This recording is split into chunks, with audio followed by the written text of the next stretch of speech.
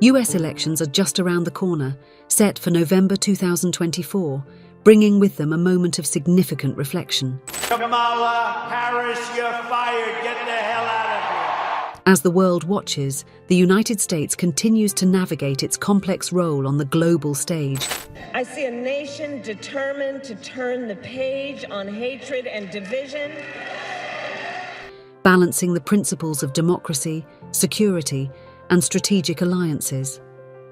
This is especially relevant in its relationship with key partners like Pakistan, a nation with a history as dynamic as its politics. The US has long seen Pakistan through a lens influenced by military alliances, especially during the Cold War, where strategic interests often overshadowed democratic ideals. But the landscape is changing. Recent months have seen growing concerns as military influence in Pakistan threatens to undermine democratic processes. The detention of political leaders and erosion of judicial independence have pushed US policymakers to reconsider their approach. Against this backdrop, Congressman Greg Casar has stepped forward with a significant initiative. Supported by over 60 members of Congress. I'm Greg Casar, and I represent the heart of Texas. We can restore abortion rights and civil rights. We can save our planet and our democracy for generations to come. Casar call for President Biden to address these challenges underscores a renewed focus on supporting democratic values abroad. Moeed Pirzada spoke with Congressman Casar to unpack what this move means for US-Pakistan relations, how the Biden administration is responding, and why now, just days before a crucial election in the US. This letter has emerged as a focal point of bipartisan concern. Before we dive into this important discussion, remember to subscribe to this channel and click the bell icon for notifications. Your support strengthens our platform and enables us to bring more in-depth conversations and diverse perspectives to you. Tell me something more about this initiative, that how this initiative in literally less than 2 weeks came about with 60 congressmen signing it. Asking the White House to do whatever it can to make sure that political prisoners are freed, including the former prime minister, comes because we have been waiting for months. The White House, as you said, and the Secretary of State's office have stated that there were election irregularities. And these election irregularities are serious. To me, it doesn't matter which party is in power in Pakistan. I just want the people of Pakistan to be able to choose who's in power, whether it's Imran Khan or a different prime minister, whether it's one party or another party. This vision of the past, that US foreign policy is military working with military, or big corporations working with other big corporations, that hasn't worked for us, that hasn't worked for generations of Americans. Assalamu alaikum, this is Moeed Pirzada in Washington, United States. I have the privilege of Congressman Greg Casar joining me through a video link. Congressman Greg Casar, thank you so much for finding time. I know that how hectic your schedules are. You're continuously traveling. We are just literally 10 days away from the United States election for both the presidential and the congressional elections. So thank you so much for joining and finding time. Congressman Greg Casar, we have seen that you have taken the lead in a very interesting, important initiative that has seen more than 60 congressmen signing a letter to President Biden, drawing the attention toward Pakistan's political situation and asking for the release of all political prisoners, including the former Prime Minister Imran Khan. And you have also raised some very interesting, pertinent questions to the Biden administration, to the president's team. So tell me something more about this initiative, that how this initiative in literally less than 2 weeks came about with 60 congressmen signing it. Well, first, I want to send my solidarity to Pakistani Americans watching, to their family members in Pakistan watching, because so many of us here in the United States are supportive of human rights and in democracy, not just in our own country, but around the world. And for us, we believe deeply that the United States is safer and more secure when we can be a leader for democracy and a leader for people being able to choose their own governments. And so we have been watching with grave concern the backsliding away from democracy in Pakistan, especially the way that military leaders have eroded people's choice and chance to be able to elect whomever they choose. And political prisoners, people being taken prisoner for politics is unacceptable anywhere in the world, especially amongst our closest allies. And so this initiative of asking 62 members of Congress and growing, asking the White House to do whatever it can to make sure that political prisoners are freed, including the former prime minister, comes because we have been waiting for months for the United States to do everything it can to make things better. And several months ago, we had the State Department in our end committee telling us that they hoped things would improve, but we've only seen things deteriorate in Pakistan. And so we now have over 60 members of Congress signed on to a letter that I authored alongside the leadership of Congresswoman Lee and Congressman McGovern to push the White House and say we need to use all of the tools that are at our disposal that could influence and push elites in Pakistan to allow there to be democracy without punishing the everyday people of Pakistan. So, Congressman Greg Casar, I will remind you and all my viewers that I had the privilege of interviewing you before in a similar situation. And whenever I get to you, you're always traveling, in a hotel room, traveling across.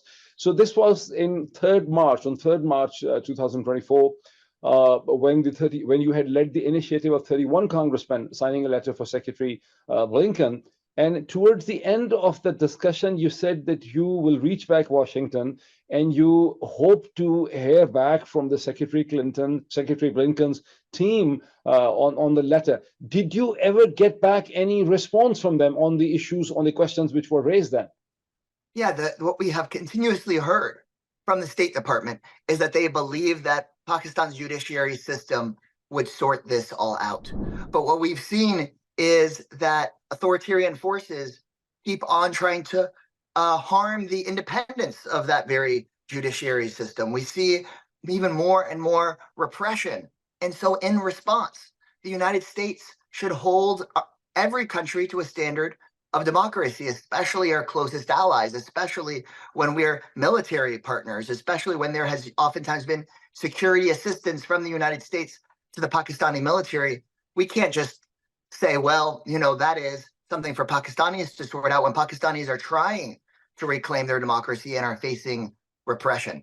And so while we're hearing pushback against our letter from Pakistani authorities, we're now continuing to hear some silence on our own side. And that's troubling to me because the whole world is watching whether or not the United States is going to stand up in this case and say, hey, our own ally, Pakistan, needs to meet this high standard, or just frankly, this common decency standard of freeing political prisoners, allowing there to be journalism, free internet access, free and fair elections, and independent judiciary, the hallmarks of democracy.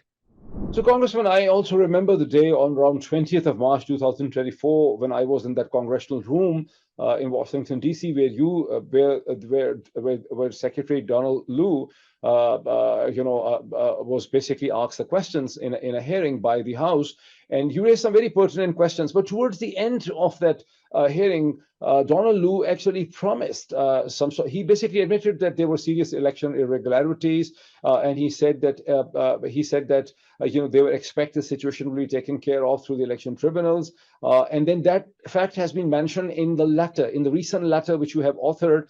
That fact has been mentioned. But what have you heard from the White House so far, or from the team after this letter? Have you got any kind of response from there? The White House, as you said, and the Secretary of State's office have stated that there were election irregularities. And these election irregularities are serious, but they haven't actually been addressed. And right now is a key moment for us to be able to salvage democracy in Pakistan. And so we're pushing. We realize that we're not going to get that kind of change unless we push for it, unless we ask for it. And we know that President Biden cares so deeply about democracy, not just in this country, but around the world. That's what he's dedicated so much of his career to. And so this is an important way for us to bring attention to this issue so it isn't forgotten, so that military alliance doesn't just get to kind of move on without oversight. It's about, civilian oversight is a core part of who we are as a country. And so it was these members of Congress that are bringing this once again into focus for Secretary Blinken and President Biden. And it's also been Pakistani Americans. We received about 15,000 emails and calls from Pakistani Americans themselves to members of Congress. And that's why I think we had over 60 members of Congress speaking out. There's important issues happening around the world that President Biden's attention needs to be on. But Pakistan is one of the biggest countries in the world, and we're trying to refocus our attention on what's happening there. Well, Congressman, when you say that President Biden deeply cares about democracy, all his political career testifies to that. What do you think is the stumbling block in the Beltway politics? That despite the fact that we have seen House Resolution 901, in which there was a bipartisan consensus of 368-7, yet the administration doesn't move. When you look at the question-answer session and the Department of the State, day after day, important Palestinian questions are raised by the American journalists, and there are totally there's a silence. There is totally misleading. The questions are distracted. What do you think is the stumbling block in Washington, D.C.? This is an issue not just about any one given administration, but about U.S. foreign policy and the history of U.S. foreign policy that needs to change. My family is from Latin America, and that's really where I know so much more of our history, but I'm seeing that the mistakes the United States has made in Latin America for decades, it now is threatened to make those same mistakes going forward, especially in areas like Pakistan. What the United States used to believe in Latin America was that the U.S. would watch democratically elected governments get toppled. In that history, sometimes the United States helped democratically elected governments get toppled in places like Guatemala and Chile, actually supported those coups. And the military authoritarians that got put in place in Latin America, the U.S. said, well, those might be bad guys, but they're our bad guys. They're bad guys that are going to be allies with the United States against, in that time, Russia in the Cold War. But what it turns out is that those bad guys weren't just bad to our enemies. They were bad to their own people. They were bad to our own continent. They were bad to everyone, and ended up hurting the United States' own interest. And so the United States has a history of putting its short-term military interest above the long-term good that comes about from human rights and democracy. To me, it doesn't matter which party is in power in Pakistan. I just want the people of Pakistan to be able to choose who's in power, whether it's Imran Khan or a different prime minister, whether it's one party or another party. That's up to the Pakistani people to decide. The United States should see that in our interest, and that's what we're grappling with. It's not just this administration or a future one.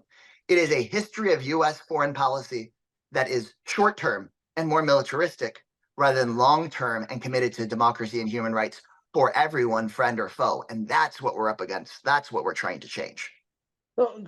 Congressman, it's very interesting that when you refer to the situation in Latin America, over the past 30 months, when I'm in Washington, myself living in an exile from Pakistan, I had the opportunity of interacting with the Department of State and other kind of officials in Washington on coffee, tea, off the record discussions. And they say one thing. They said that, look, within Pakistan, we find a lot of chaos. And the only instrument in the tool or the institution through which we can deal is Pakistani military. So we have tried explaining to them that you are looking at Pakistan from a historical lens that is no more applicable. You need a software update to realize that in a country which is as large as 250 million, which is second largest Muslim country in terms of population in the world, the same old files and understandings which you have in Pakistan do not apply anymore. The future of the military is not what the past of the military has been. Do you see any such realization within the congressional committees, the intelligence committee, the armed forces committee, the appropriation committee, that we are relying upon the wrong horse in Pakistan for the best preservation of United States strategic interests vis-a-vis India, vis-a-vis China in the region, is to deal with the popular leadership and to bring the popular leadership on the board and to make them align with the United States geostrategic interests? Do you see any kind of discussion happening place behind the scenes in the Congress? And this will be the last thing that I share with you before I go. This letter of 62 members of Congress standing up for human rights and democracy as good for the United States, I think is the movement that is coming up from the ground here, of everyday people who are saying this vision of the past, that U.S. foreign policy is military working with military, or big corporations working with other big corporations, that hasn't worked for us, that hasn't worked for generations of Americans. And so there is now people that, based on that experience and that history in the United States, say we need to create a new path. It's going to take some time to change the State Department on that. It's going to change some time to change big institutions in Washington, D.C. But we went from 30-something members now to over 60 members, focused on a letter that isn't about punishing the everyday people of Pakistan or starting some big battle or another big war. It's instead about, hey, we're all going to be better off if the people can decide who they want to elect. We're all going to be better off if political prisoners are freed, and we're going to ask for that in every country. And so I think that is the new movement and the new place that so much of the American public is. And so I want people across the United States, but also the people watching in Pakistan to know that there are lots of people in this country that are increasingly starting to feel like, hey, the freedom of everyday people in Pakistan matters to me. I know that you're hard pressed for the time you have to run. You're literally in a hotel room. You have to vacate. What are the next steps? What are the next steps you and the Pakistani community who's working with you will take? What are the next steps? We have important questions in this letter. Are we going to allow elites who have eroded democracy in Pakistan to be able to easily travel back and forth and visit the State Department if they are undermining democracy? We have a history of saying, no, we are going to have accountability for people that are eroding democracy.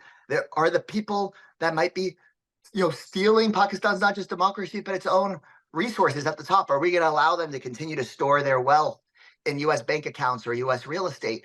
So we ask about asset freezes and visa bans.